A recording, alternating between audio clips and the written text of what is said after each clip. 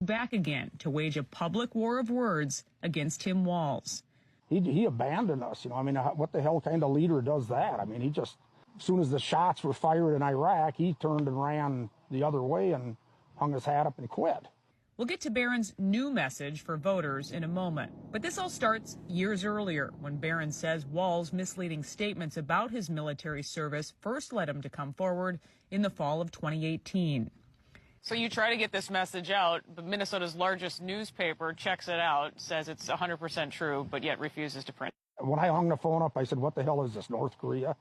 Back in 2005, a warning order went out to the 1st Battalion, 125th Field Artillery to mobilize for a mission to Iraq. At the time, Walz served as the unit's highest non-commissioned officer, but months later, Walz would retire from the Guard, avoid the deployment, and run for Congress. Tom Behrens was next in line for the position and was asked to take his place. I was like, well, for Pete's sake, if this guy quit, and if I say I'm not going to do it, I mean, what the hell kind of leadership is that?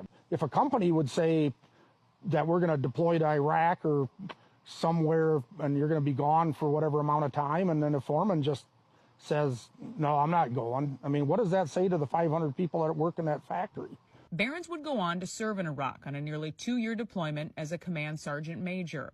All while Walz began using that title as a congressman. Behrens says he first contacted Walz with his concerns, sending these letters to Washington. They all went unanswered.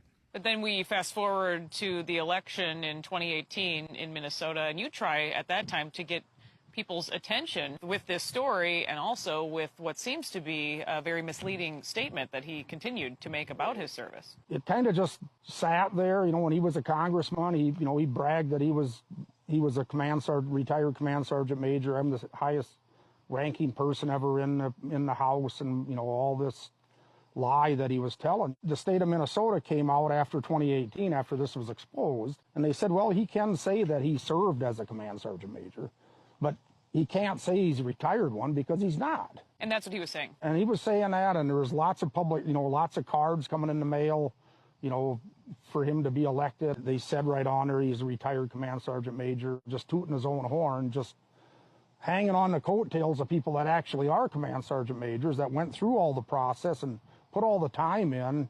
A spokesperson for the Minnesota National Guard said Walz wasn't able to retire as a command sergeant major since he failed to complete coursework and requirements related to the rank. Verified documents show the Army corrected his service record. Walz was reduced in rank to an E8 Master Sergeant after retirement and his conditional promotion.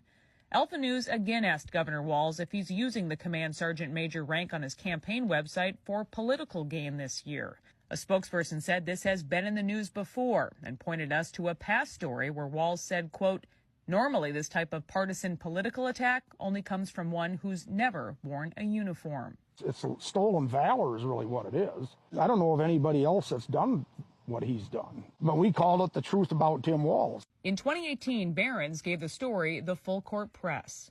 We retired command sergeant majors of the Minnesota National Guard feel it is our duty and responsibility to bring forth the truth as we know it concerning his service record. I put together information on it, and I sent it out to every single radio station and newspaper and TV station I could in the state. The bottom line in all of this is gut-wrenching and sad to explain. When the nation called, he quit. Twin Cities TV stations and the Star Tribune were silent, even after Behrens says the newspaper checked it all out. The Star Tribune endorsed Walz in 2018 for governor. Between lockdowns, riots, unchecked crime, and a charred police precinct, Behrens felt he had no choice but again to come forward. Allowing that to be burned down was just like having the Alamo get burned down. It's like, no, you defend that to the last man.